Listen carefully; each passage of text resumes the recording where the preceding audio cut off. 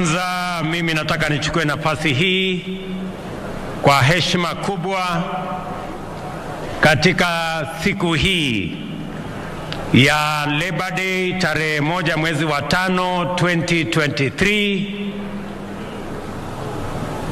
kuwashukuru wafanyikazi wote wa Kenya na vile vile kuwapongeza wafanyikazi wote wa taifa letu la Kenya nikisema Happy Labor Day. Nichukue nafasi hii kuwashukuru ninyi na Wakenya wote kwamba mwaka uliopita tarehe 9 mwezi wa 8 sote tulienda kwa uchaguzi, tukachaguana kwa njia ya amani, tukamaliza ukabila na tukaweka taifa letu katika ramani mpya ya kwamba Wakenya wanaweza kutimiza haki yao ya kikatiba ya uchaguzi kwa njia ya ungwana na kwa njia ya amani. Mimi nataka niwashukuru wafanyikazi wa Kenya wote kwa sababu ya kushiriki katika uchaguzi huo kwa njia iliyofaa. Pongezi na asanteni sana. Nataka vile vile kwa njia ya kipekee na kwa heshima kubwa ni washukuru wa Kenya, wengi wao wafanyikazi walionipatia nafasi kwa kura zenu na kwa maombi yenu niwe kiongozi wa taifa letu la Kenya wa 5. Nataka niwaambie asanteni sana. Nataka niwapongeze Wakenya wote. Najua Secretary General wetu wa KOTU amesema hapa ya kwamba wengi wa wale ni viongozi wa wafanyikazi na watu wengine wengi walipiga kura kwa upande wa Azimio. Mimi nataka niwaambie viongozi hawa na Wakenya wote, sote tulioenda kwenye uchaguzi, ya kwamba kila Mkenya ambaye aliamka asubuhi na mapema na akaenda akapiga kura kutekeleza wajibu wake wa kikatiba wa kuchagua viongozi, mbali na kuchagua wa mrengo hii ama mrengo mwingine, mimi nawaambia Wakenya wote walioenda kwa uchaguzi, pongezi zangu nyingi sana. Every citizen of the Republic of Kenya that woke up early to exercise their right to choose leaders for our country deserves celebration and congratulations. Irrespective of which way you voted, you exercised your right. Hakuna Mkenya alifanya makosa kupiga kura upande wowote. Ni haki yetu ya kikatiba kuhakikisha kwamba tunachagua viongozi wetu. Wale wa Kenya ambao hawakuenda kupiga kura, hawa ndio wanahitaji tuwazungumzie, kwa sababu wale ndio wenye makosa. About 35, almost 40% of the citizens of Kenya who are eligible to vote. Nyinyi mmechaguliwa na hawa na mimi pia nimechaguliwa na hawa. Sisi wote ni wafanyikazi ya wananchi wa taifa la Kenya. Tushirikiane. Nataka niwaambie wafanyikazi wa taifa letu la Kenya ya kwamba pengine hatuna gold ama dhahabu, pengine hatuna almasi, ama pengine hata hatuna mafuta, ile kidogo yetu iko Turkana bado, lakini tuko na the most important resource in the Republic of Kenya that defines our country, and that is the Kenyan labor force. Wafanyikazi wa taifa letu la Kenya ndio rasilimali ya taifa letu la Kenya ya muhimu kuliko rasilimali ingine yeyote. The Kenyan workforce is what will shape the destiny of our country. Na kwa sababu hiyo, kwa sababu the Kenyan labor force is that important to the development of our country, we must look after it, we must work for it, and we must make it possible for it to grow, expand, and flourish. Ni jukumu letu kuhakikisha ya kwamba Wakenya wanapata nafasi ya kutosha kupata ajira, ndio wachangie katika kupeleka taifa letu la Kenya katika kiwango kipya. Nasema hivyo kwa sababu hata katika mazungumzo tulioenda kwa Wakenya wakati tulikuwa katika msururu wa mambo ya uchaguzi, kati ya mambo mengi tulioambiwa na Wakenya, real value to our farmers by eliminating middlemen, cartels and brokers, so that the Kenyan worker in the farm can earn a decent wage and a decent living. Vile vile tuko na export promotion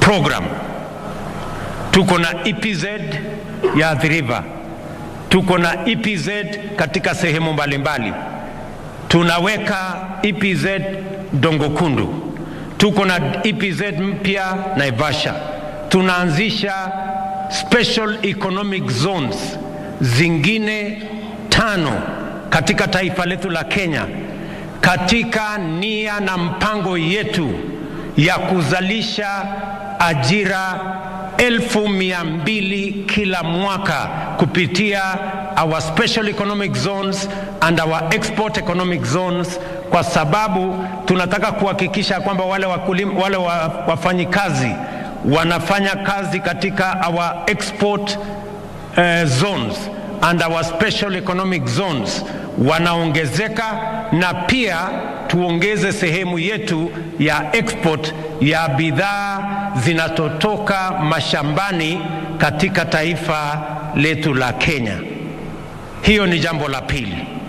Jambo la tatu, tumekubaliana ya kwamba wafanyikazi, wafanyibiashara wale wa small, medium, aweze kufikisha mazao yake sokoni, mahali atakutana na wanunuzi, na tuondoe changamoto ya mabrokers na makartels ambao wanaharibu jasho ya mkulima kwa kununua bidhaa zake katika bei duni na kusababisha mkulima jasho yake ipotee.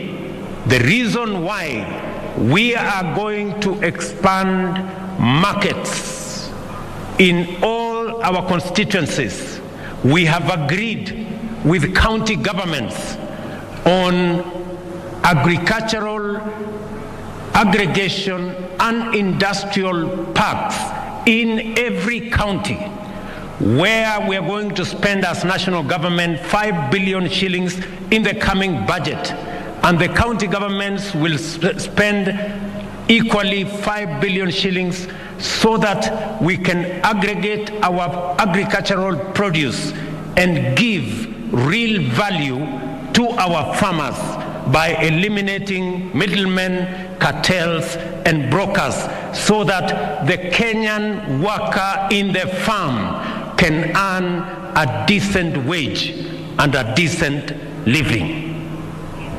Vile vile tuko na export promotion program.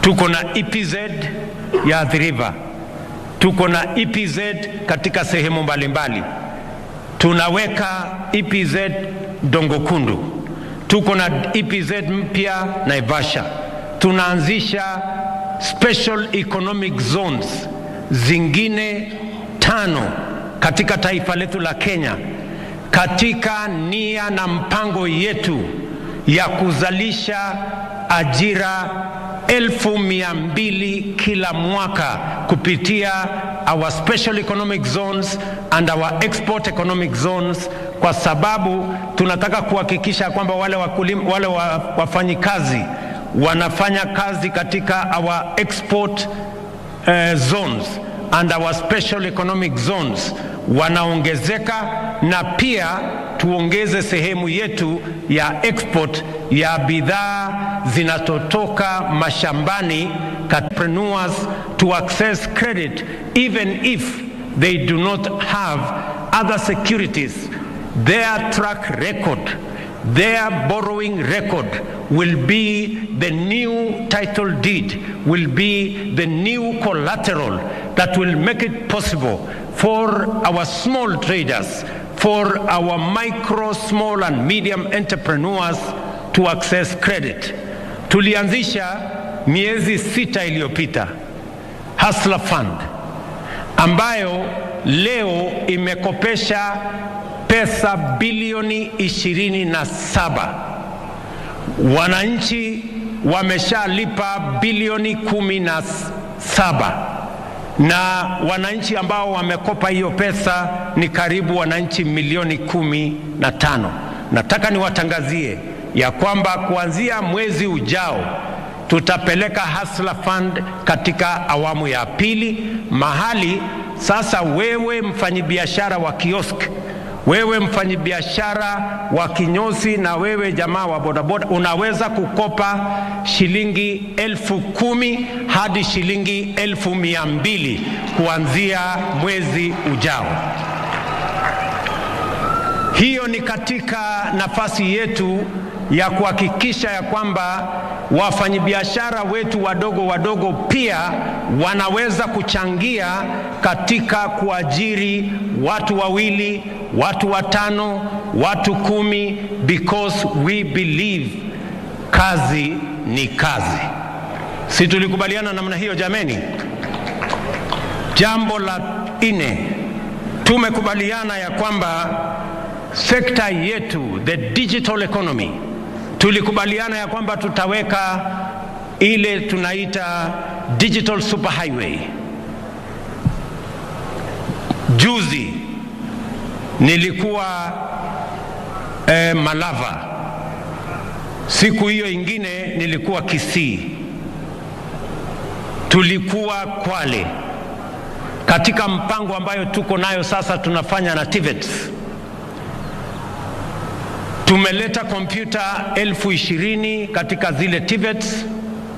Sasa tunataka wabunge wetu, tutashirikiana na wao, tuwe na digital hubs in every ward in the Republic of Kenya, so that we can tap into the digital economy and we can move our young people in their millions into digital jobs, kwa sababu kuna ajira ajabu katika sekta ya teknolojia, na kwa sababu Wakenya ni wafanyikazi na umaarufu ya wafanyikazi wa taifa letu la Kenya inajulikana kimataifa. Hiyo sekta ambayo vijana wengi wa taifa letu la Kenya ni wanaelewa zaidi, the digital space. The reason why we are expanding our digital footprint across the country is because we want to tap and connect our young people with digital jobs that will be possible under the whole program that connects young people to jobs anywhere in the world. Tuhakikishe ya kwamba vijana wetu tunawapanga na ajira, na mimi nimefurahi ya kwamba tumeanza hiyo mpango na tayari kila TVET katika Republic ya Kenya itakuwa na makompyuta, na tukikamilisha budget hii kila mbunge katika taifa letu la Kenya tutakubaliana na wao na tutako-invest ili katika kila ward katika taifa letu la Kenya tuwe na digital hub mahali vijana wa Kenya wanaweza kwenda kupanga mambo yao ya ajira tukienda mbele. Tumekubaliana vile waziri hapa amesema ya kwamba tuko na nchi nyingi ambazo wanatuuliza wanataka wafanyikazi wa Kenya. Nilikuwa Ujerumani na kiongozi wa Ujerumani atakuwa hapa on Thursday. Chancellor wa Ujerumani atakuwa hapa Thursday. Na katika hiyo mkutano tumekubaliana tutasign bilateral labor agreement ili wananchi wa Kenya wapate nafasi, kwa sababu wametueleza wanahitaji wafanyikazi milioni 250 kila mwaka Ujerumani, na wanataka wa Kenya wachangie kwa wale wanataka kupata kazi hizo Ujerumani. Tuko na nafasi za ajira Canada, tuko na nafasi ya ajira kule Marekani, tuko na nafasi za ajira UAE, Saudi, tuko na nafasi za ajira katika sehemu tofauti. Tuna sign bilateral agreements 10 vile waziri amesema in the next couple of months, ili nafasi ya ajira ipatikane kwa vijana wa taifa letu la Kenya, kwa sababu kwa sasa mnajua ile pesa tunapata Kenya kutokana na wafanyikazi wanaofanya kazi nje ya Kenya, tunapata bilioni 400 kila mwaka. Wale wafanyikazi wanafanya kazi nje ya Kenya hata wamepita pesa tunapata kwa chai, wamepita mapato yao imepita pesa tunapata kwa kahawa ama hata horticulture, kwa sababu ni nafasi nzuri. Na nchi nyingi duniani imejenga uchumi zao kwa kupanga vile wafanyikazi wao ama wananchi wao wanaweza kupanga ama kupata ajira katika nchi zingine. So tutakuwa na mpango ya kuzalisha ajira hapa nyumbani, na vile tutakuwa na mpango ya kuzalisha ajira ama nafasi za ajira katika nchi zingine. Jambo la 5, si niliwaambia tuko na mpango? Jambo la 5, katika mpango yetu ya housing tumesema ya kwamba tuko na upungufu wa manyumba. Wananchi milioni 6.5 Kenya wanaishi katika vitongoji duni katika miji yetu hapa Kibera, kule Mathare, Kawangware, sehemu hizi zote. Na nafasi hiyo tunaweza kuibadilisha. Ile changamoto ya kukosa nyumba tunaweza kuibadilisha iwe ni nafasi ya kupanga ajira ya vijana wetu. Tumekubaliana kama serikali ya kwamba tutakuwa tunajenga nyumba 200,000 Kenya mzima kila mwaka, na hizo nyumba 200,000 tunahitaji vijana zaidi ya 1,000,000 kutusaidia kama plumbers, electricians, watu ambao ni carpenters, wale masons, wafanyikazi wa mkono, wale wote tunahitaji vijana zaidi ya 1,000,000 kutusaidia katika hiyo mpango. Mimi najua ya kwamba kazi hiyo Nimeanzisha nyumba kadhaa hapa Nairobi. Hapa Nairobi saa hizi tumefikisha nyumba 40,000 ambazo tunajenga. Nitakuwa hapa Makongeni tena in the next 1 month kuanzisha nyumba 30,000 zingine. Na tunataka kuhakikisha ya kwamba hiyo mpango katika budget yetu tumeweka nyumba 100 katika kila constituency as the catalyst ya kuhakikisha kwamba tunaanza kuspread mambo ya ujenzi wa manyumba ili tuhakikisha kwamba vijana wetu wanapata ajira. Watu wengi na naona viongozi wengine wanashinda wakishangaa, mbona huyu hasla anasukuma sana mambo ya ujenzi wa manyumba? Sikizeni. The reason why we are pushing the housing plan ni kwa sababu nchi zingine wamegundua ya kwamba ajira, huwezi tu kusema ajira itapatikana. You must have a plan. Huwezi tu kusema uchumi itakuwa alafu ajira itapatikana. Hapana, lazima uwe na mpango. You must be deliberate about where and how many jobs you are going to create in which sector and for what reason. Wale ambao wananiuliza maswali kwamba hii nyumba unaongea juu yake, wewe uko na haja gani na ile nyumba mimi naishi? Siwache tu mimi nijipange na nyumba yangu. Mimi nataka niwaambie hawa wadosi, tafadhali, unajua mpango ya housing sio nyumba peke yake tunatafuta. Hapana, tunatafuta pia ajira ya hawa vijana, kwa sababu na hiyo ndio muhimu hata kuliko ile nyumba tunajenga. Kwa sababu tusipopanga ajira ya hawa vijana, watakuwa wanatungojea barabarani, watakuwa wanahangaika mitaani, wataingia kwa madawa ya kulevya na sote tutapata hasara. It is important, and I want the good people of the labor movement who are here to listen to me very carefully. I know muko na maneno kidogo na mimi hapo, lakini I am going to explain myself mpaka tukubaliane vile tutaenda mbele pamoja. Mimi nataka tukubaliane hivi. I said 5 things. I said 6 things. Nimekamilisha. Nimesema mpango yetu ya housing, mpango yetu ya kilimo, mpango yetu ya MSME, mpango yetu ya housing, mpango yetu ya digital na mpango yetu ya diaspora. Ndio tunataka tutumie kuzalisha ajira, nafasi ya ajira, kwa sababu nafasi ya ajira ni muhimu kwa vijana wa taifa letu la Kenya. Otherwise, we are not going to solve the unemployment problem unless we have a plan on how we are going to solve it. Ya tatu, jambo la tatu, ili hii mpango yote hii iendelee, lazima vile vile tuhakikishe ya kwamba wafanyikazi wa taifa letu la Kenya pia wanashughulikiwa.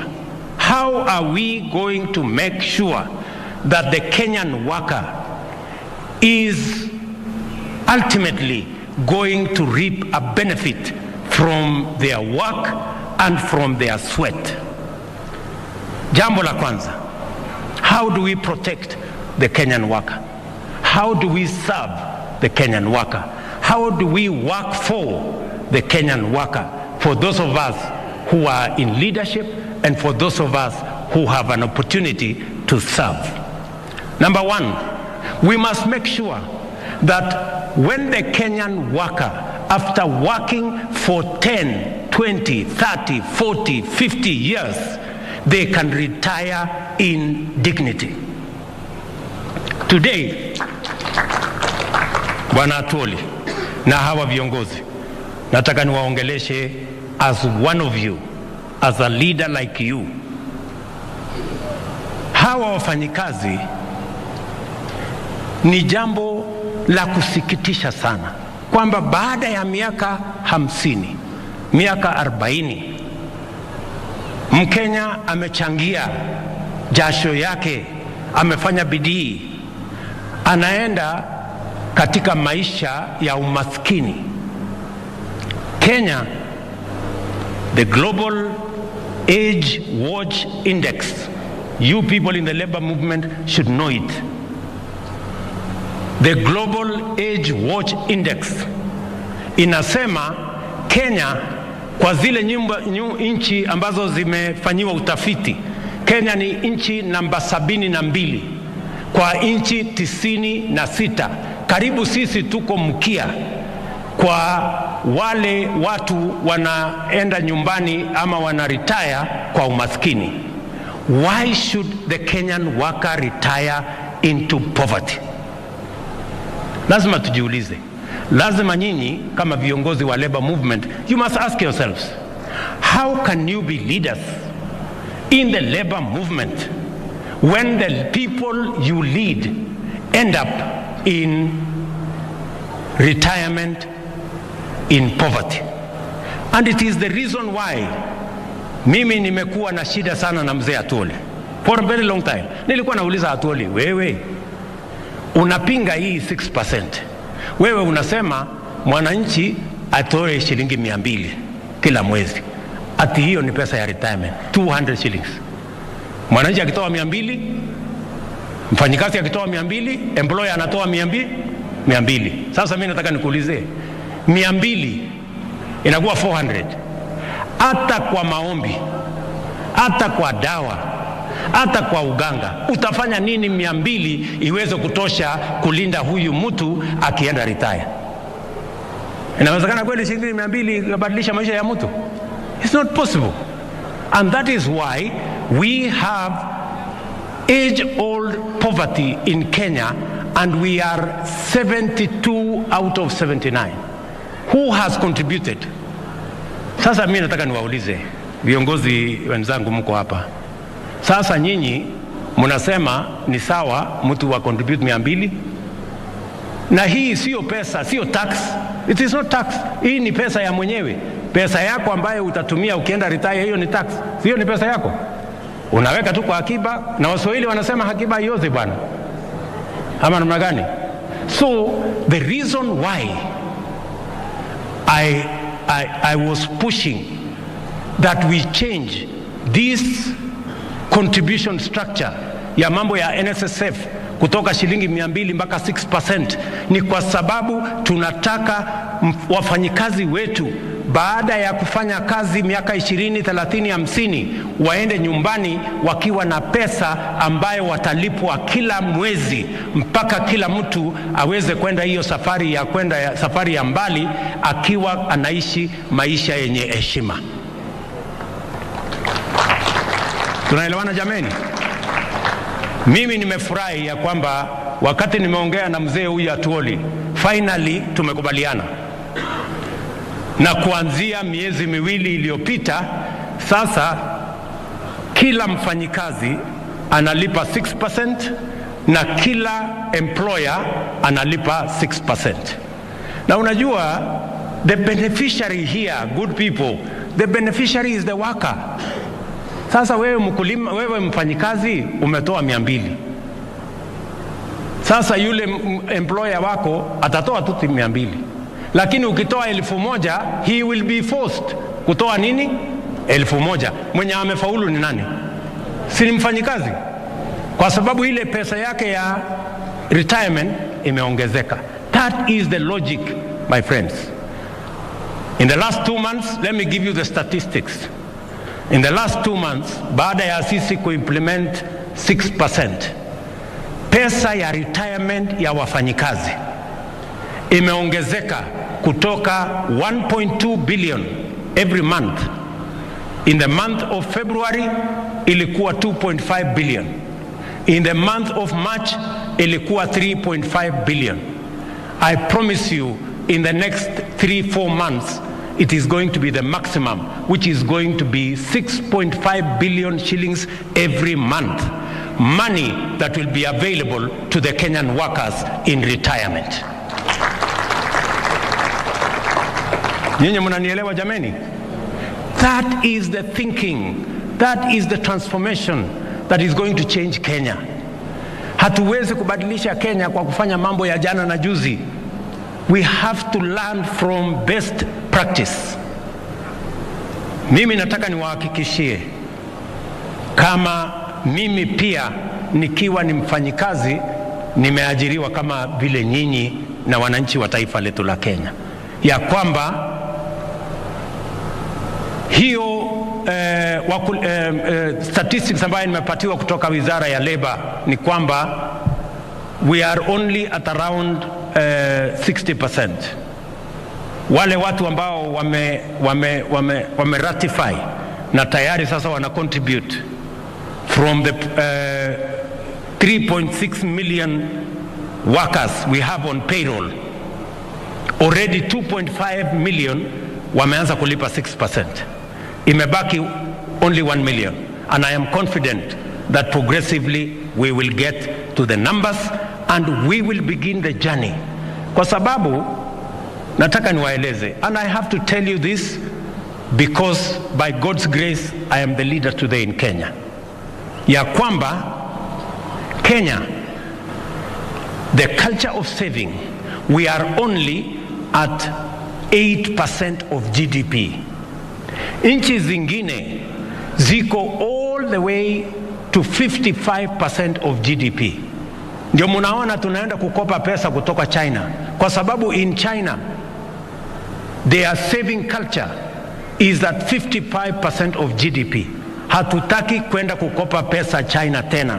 Tunataka hii pesa yetu ambayo tunia wafanyikazi wa Kenya ndio watatusaidia kujenga nazo barabara, kujenga nazo dunia hii, na tuwalipe ile interest tunalipa wale Chinese na tunalipa wale watu wengine. Hawa wafanyikazi wa Kenya wafaidike na interest ya serikali. That is all we are asking, good people. Hiyo ni agenda yetu ya kwanza, kutetea hawa wakulima, hawa wafanyikazi.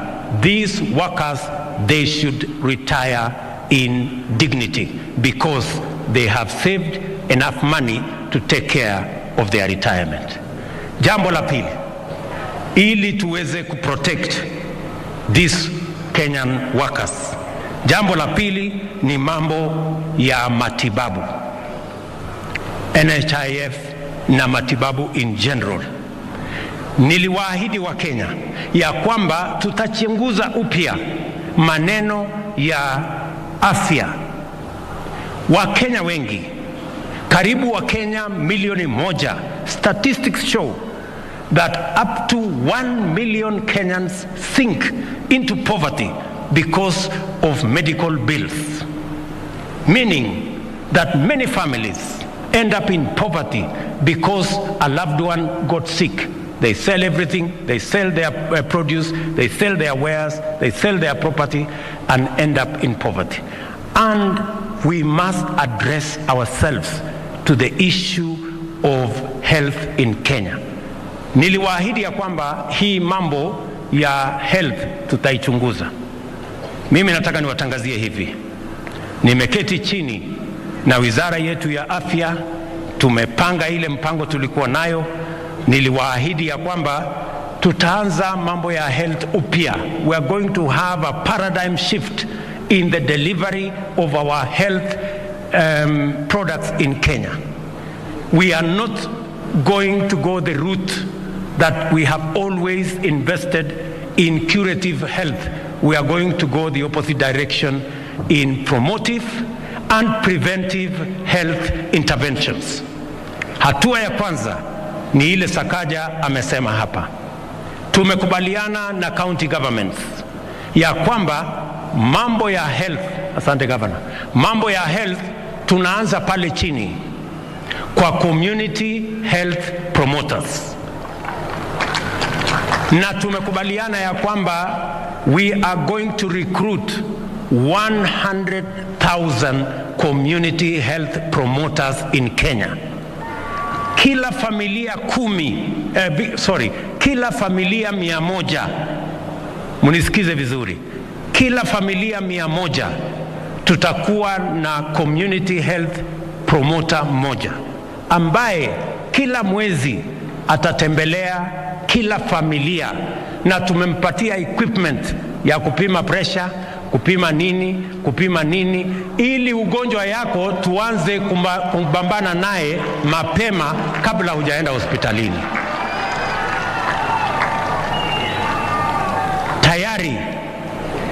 Almost all the counties already have community health promoters. What we are going to do as national government is to agree with them on how we are going to remunerate these community health promoters. And we are going to share 50-50. Every county that contributes whatever money, we are going to match the money you are contributing in making sure that we have community health promoters that are going to help us to prevent diseases, to promote health among its citizens in a manner that ensures that we begin from the bottom going up. Nyinyi mnanielewa? Jambo la pili, niliwaambia haiwezekani kwamba mimi rais nalipa shilingi 1,700 kila mwezi, na mama mboga na mtu ya bodaboda analipa shilingi 500 ili akuwe na kadi ya NHIF. Mimi mshahara yangu ni 1,000,000. Yule bodaboda mapato yake ni 5,000. Kuna ungwana pale kweli? So nimesema tumebadilisha the contribution mechanism and the contribution formula. Sasa yule ambaye mlikuwa mnalipa kwa NHIF shilingi 500, sasa tutateremusha chini ikuje shilingi 300 kwa wale mmekuwa mkilipa shilingi 500. Kuanzia mwezi wa 7 tukikamilisha budget na mimi ambaye ni rais ambaye nimekuwa nishikilipa shilingi 1,000, sasa mimi nitalipa shilingi 27,500, na hao wengine katikati hapo watalipalipa hapo kidogo kidogo namna hiyo, so that we have an equitable contribution mechanism. Every one of us is going to contribute 2.7% of their earning to NHIF so that we can carry this load of health equally. Na vile vile tumeweka mpango mzuri ili kila mwananchi apate nafasi ya kuweza kupeleka watu wao wakiwa wagonjwa. Kwanza tuna ile ambayo tunaweza kumalizana nayo kule mashinani, tumalizana nayo. Hakuna haja ya mtu mwenye ako na homa anaenda Kenyatta National Hospital. Homa tunaweza kumalizana naye huko kwa kijiji. Ni kweli ama si kweli? Iko haja ya mtu ya homa aende Kenyatta National Hospital kuleta congestion? Sisi tunamalizana naye mashambani huko nyumbani. Community health promoter, health center, dispensary hapo tunamalizana na hiyo hapo. Tumekubaliana jameni? So we have a deliberate plan on how we are going to change how we deliver health in the Republic of Kenya, because that is the timely intervention that is necessary for our republic at this point in time. Nasema hivyo kwa sababu we want to serve the Kenyan worker and protect the Kenyan worker so that they can work optimally for us and work for their country and work for our nation. Jambo la tatu ambayo lazima tufanye ili kuwasaidia wafanyikazi wetu, nimesema lazima to protect their old age, lazima to protect their health, na vile vile sera mpya. We are going to have a new wages and remunerations policy. Tunatengeneza sera mpya ambayo itashughulikia ni nani analipwa pesa ngapi. Tuondoe tofauti ambayo iko kati ya wafanyikazi wa umma, wafanyikazi wa private sector. We must harmonize how we treat all our workers so that all workers work for equal pay that is fair and that ensures, hata tukisema minimal wage, lazima tukubaliane how do we arrive at minimal wage, how do we arrive at a decent livable wage. Hiyo sera tayari iko katika baraza letu la mawaziri. Bwana chairman wa Labor hapo bunge, Bwana Karemba yuko hapa, anaitwa Bwana Mushangi. Tutaleta hiyo sera bunge, alafu nyinyi kama bunge mutatembelea hawa wafanyikazi wa Kenya wote, walete mchango wao vile wangependa hiyo sera itekelezwe kwa manufaa ya wafanyikazi wote wa taifa letu la Kenya. Jambo la nne ambayo tunataka kufanya kushughulikia hawa wafanyikazi wetu ni mambo ya injury in the place of work. Kuna wafanyikazi wengi wanaumia pale kazini, na inakuwa ni changamoto kubwa kupata compensation. Wengi wanakuja pale katika wizara ya Labor, wanahangaika ofisi hii, wanahangaika ofisi hile, kwa sababu tumesema ile mpango iko sasa for compensation around injuries at the place of work ni kwamba it is the employer who bears liability. We want to change the structure because some employers run away from that responsibility when it happens. We are going to change that whole framework so that it becomes a social insurance scheme called the Workers' Compensation Fund, so that it is predictable, so that every worker has access, na pia itakuwa rahisi kwa employers, so that employers don't carry too much burden when their employees are injured. They only contribute an insurance premium that will ensure that if workers are injured, there is a fund that will make sure they are paid. Some of the workers lose their limbs, they lose their hands, and that is what makes them underpay. We must be able to compensate workers in that manner. Vile vile, mimi nataka niseme ya kwamba wakati nimekuwa hapa nimeona vibango ambazo zimepita hapa. Wafanyikazi wakisema wanataka ile section, ile ILO Convention 189 on decent work for domestic workers. Mimi nataka niwaambie, nimeshaongea na waziri wetu, anapanga. We are going to discuss in the next cabinet. My deputy here is going to lead that charge so that we can conclude and we can ratify the Convention on Decent Work for Domestic Workers, ILO Convention number 189.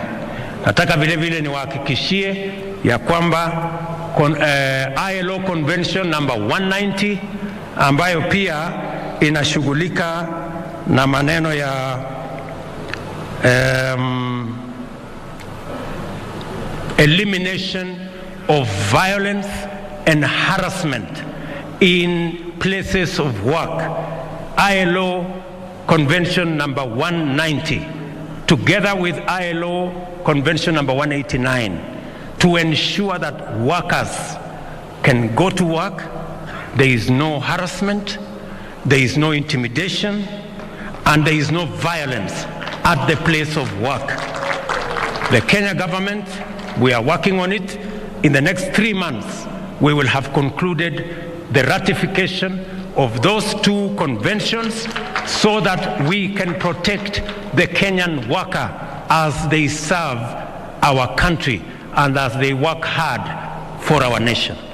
Nilisema ya kwamba tunaongeza wale wanafanya kazi, but we must also protect them.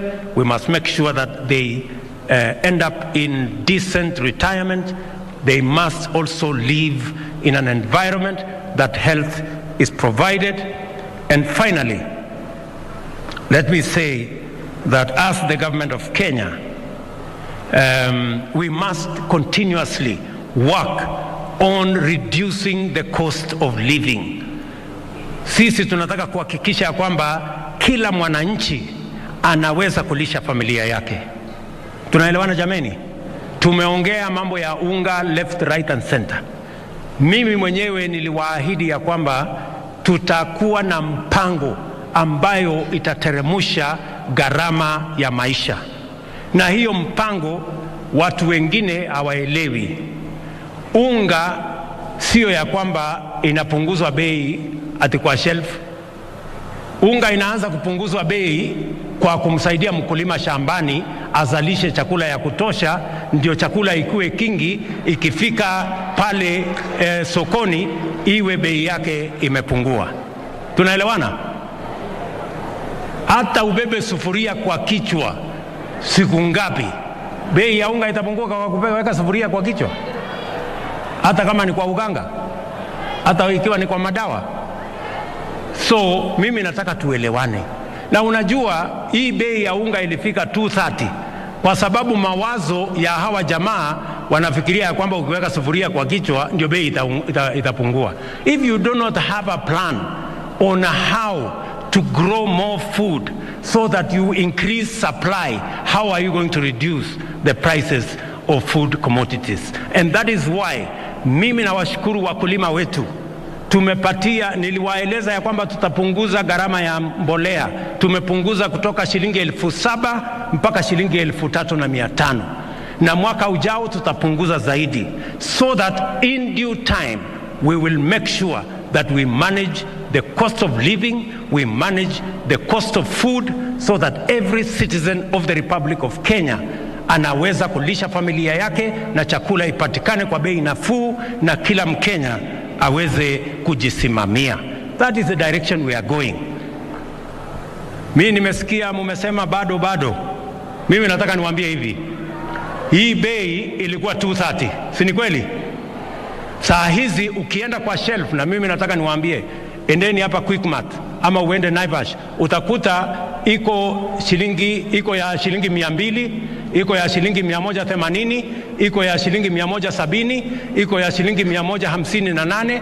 Wewe ndio utaamua utanunua gani. Kama unataka kununua ya 200, ununue ya 200. Kama unataka kununua ya 158, nunua ya 158. Hiyo ni uamuzi yako. Tunaelewana? Si dunia hii ni demokrasia? Si unafanya ile unajua unataka kufanya? Na mimi nitaendelea kukaza kamba.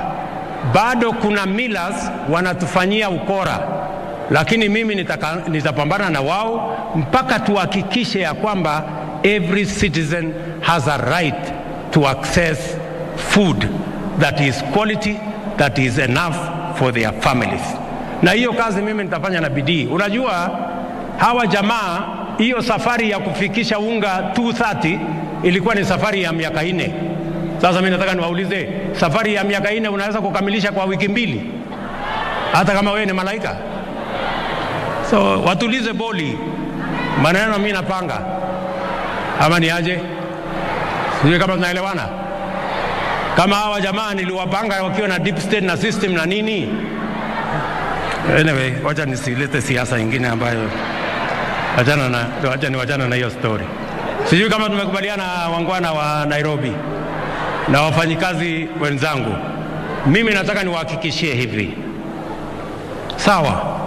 Mimi nataka niwahakikishie ya kwamba kama taifa la Kenya, sisi tunaheshimu haki ya kila mtu. Tunaheshimu ndugu zetu wa upinzani kwa sababu wako na jukumu ya kikatiba ya kutekeleza katika upinzani. But we also know what democracy looks like. We also know what human rights are. It is nothing to do with violence. It is nothing to do with anarchy. It is nothing to do with destruction of property and destruction of livelihoods and destruction of people's businesses.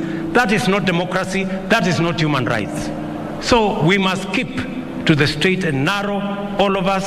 Mimi nataka niwahakikishie here today ya kwamba haiwezekani, sitaruhusu mali ya mwananchi kuharibiwa, biashara ya mwananchi kuharibika, kazi ya mwananchi kuharibika, watoto wetu ati wasiende shule ati kwa sababu kuna watu wanataka kutulazimisha ati tugawane serikali. That one will not happen, good people.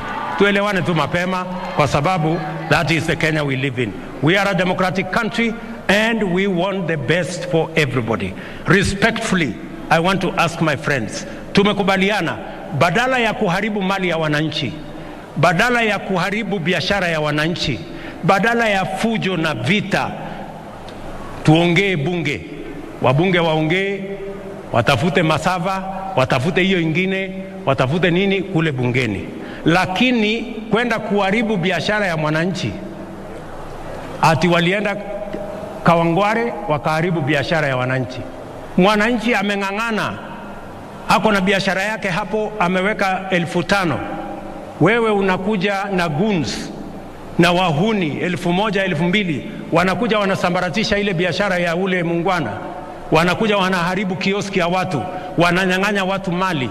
Hiyo will not happen in Kenya. Good people, please, tuelewana mapema. So mimi nataka niwahakikishie wa Kenya, serikali ya Kenya itasimamia haki ya kila Mkenya kuendesha biashara yake, kuendesha kazi yake, kusomesha watoto wake na kuendelea na kazi yake kwa njia ya utulivu na amani. That is why we have a country, that is why we have a government, and that is why our security agencies are paid to protect the lives, the property, the businesses of every citizen of the Republic of Kenya. And that is the job that I was hired for by the people of Kenya. And I will do it diligently, bila ya kusita. Sio kama tumeelewana? Wafanyikazi hoye. Siniliwaambia mapema ndio best. So mimi nataka niulize hawa viongozi wenzangu, tafadhali naomba kwa unyenyekevu, my good friends, tushirikiane, tufanye kazi pamoja, tuwatumikie wananchi wa taifa letu la Kenya. We will all reap a reward. Kama sio hapa duniani, tutapata mshahara kule mbinguni. Asanteni sana, Mungu awabariki kila siku. Thank you very much.